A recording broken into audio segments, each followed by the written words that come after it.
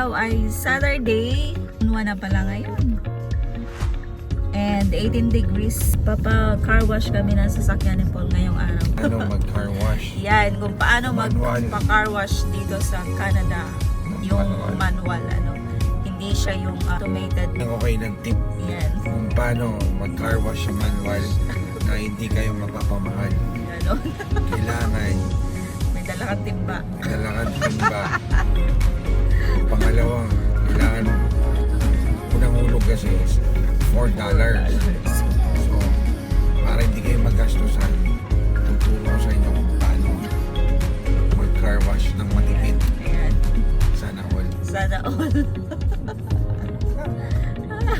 Sana all. Sana all. Ayan, so thank you sa mga nanood ng mga vlogs ko, yung nakaraan. May nanood! At saka nadagdagan ako ng 3 subscribers. So, ayan, 54 na kayo. Malayo pa. I need 1K followers. At least 1K followers, ano. So, doon ang araw ngayon, mainit. Naka-sweater pa ako kasi medyo may lamig pa yan.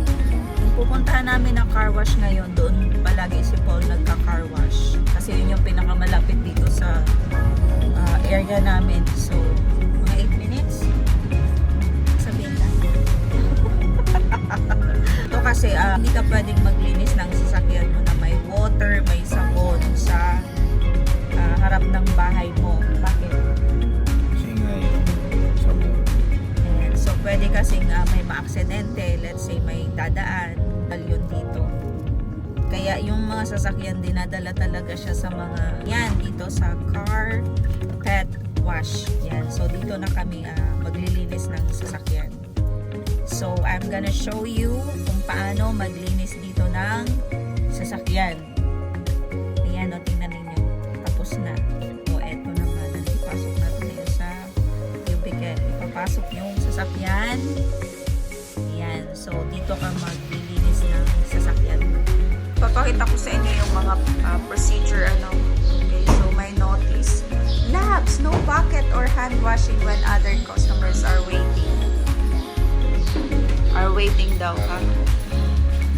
Ayan, so use caution. ICR slippery conditions may exist on this premises. Tapos yung bayad dito is $4. Ano?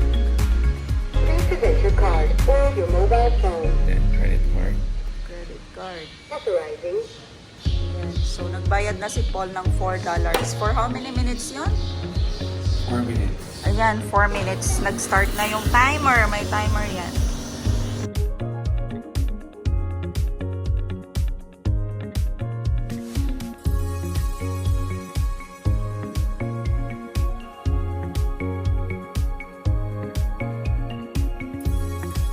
So, yan naman. Nagsasabon na si Paul ng sasakyan.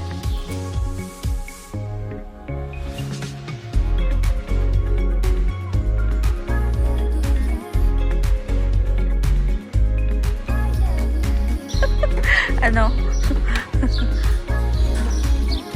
Not unlike sa Pilipinas na wanto sawa ang paglilinis ng sasakyan. Pero dito sa Canada, no. You have to bring your car dito sa car wash station. Dito ka maglilinis ng sasakyan mo. Para mamaya magbabanlaw na lang yan si Paul. Ayan, so yung $4 na bayad mo sa palitan ngayon sa peso ay 168 pesos sa 4 minutes. So yan yung equivalent niyan sa peso, ano.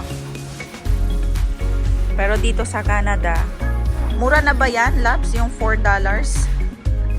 Mura na yan siguro dito sa Canada yung $4 na paglinis ng sasakyan. Pero kung i-convert mo siya sa peso, yun, mahal siya kasi 168 pesos bayad sa paglinis ng sasakyan within 4 minutes.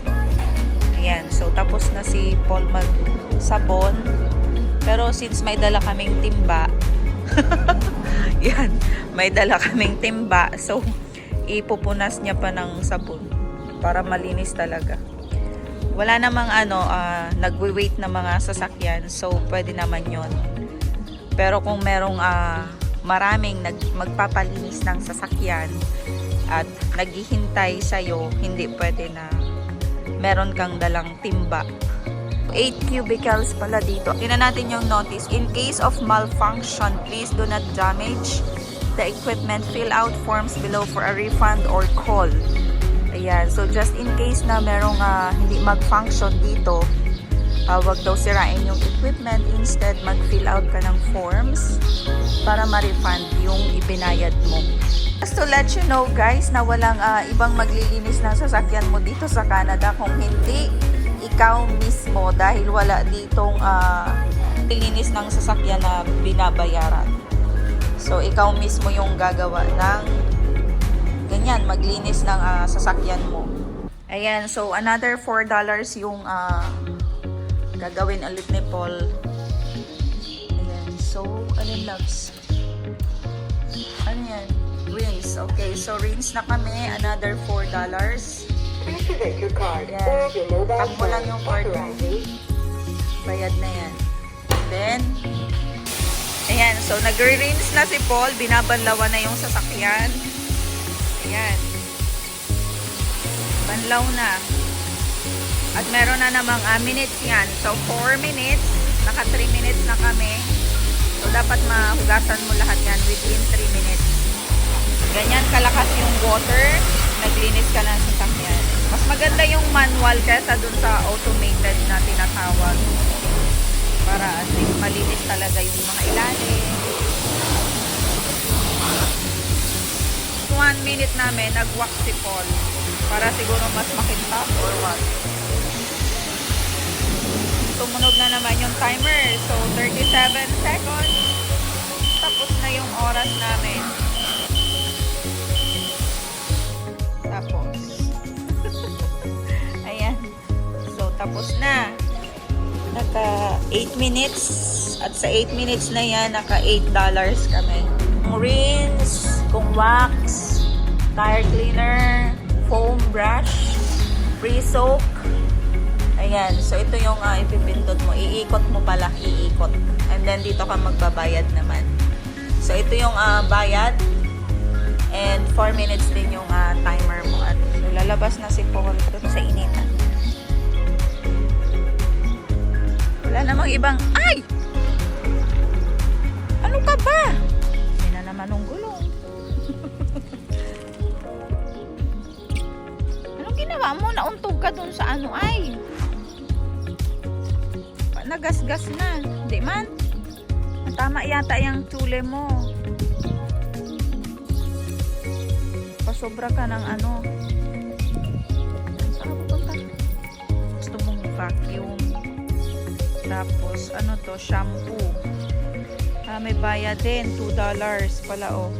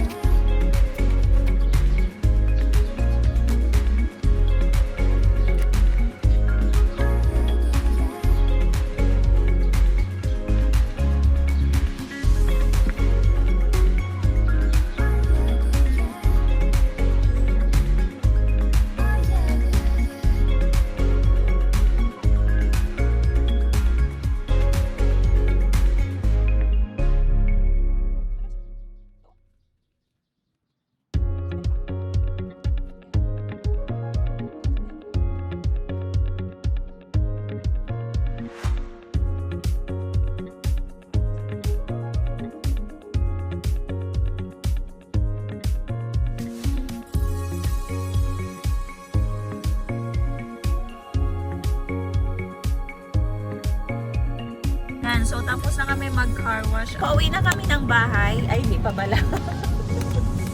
May dadaanan pa kami. Pupunta kami ng Fresco. Mabilisan kasi ang paglinis ng sasakyan dito kasi merong timer. Ayan. Unang-una isipin mo yung pambayad, tapos yung timer. Bibili kami ng kamatis. Mahal dito ang mga bilihin sa Canada. Bumili kami ng cherries.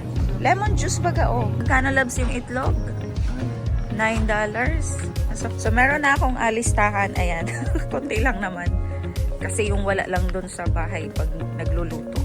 And so, dito kami sa mga product ng galing sa Pilipinas.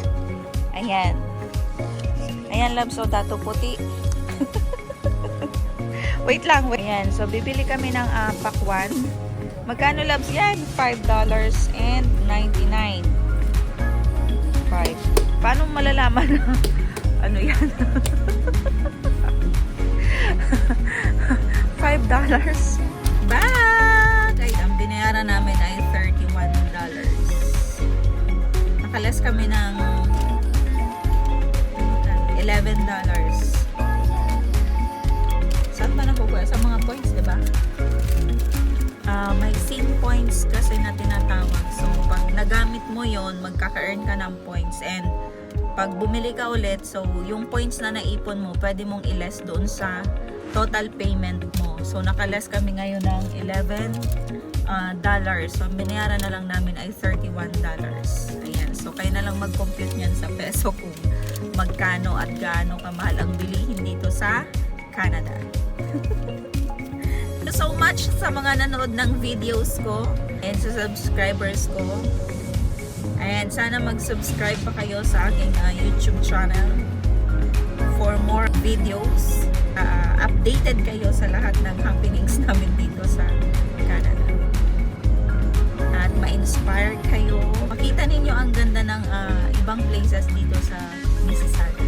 Hanggang dito na lang yung vlog ko.